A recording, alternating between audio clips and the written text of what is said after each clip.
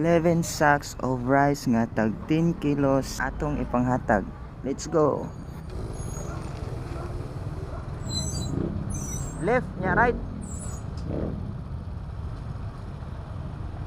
Salamat. Ay, asa ka dapit dol? Asa mga dapit? Asa ka dapit ta? Sugatan na lang ko yung huyong bi, dool ra man na. Ha?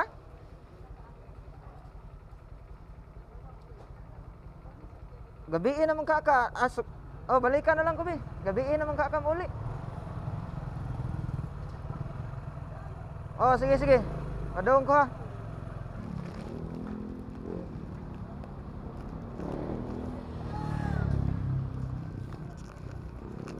Ah. Salamat, Idol. Okay, thank you.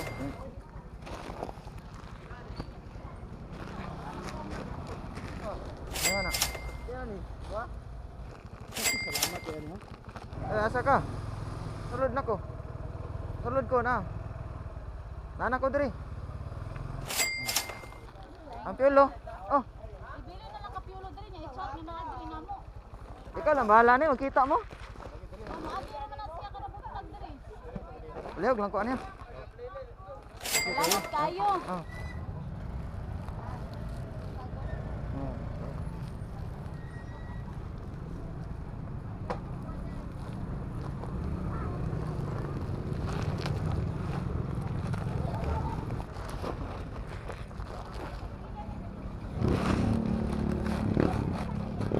Sekian bat sa tawang adol, last na ni.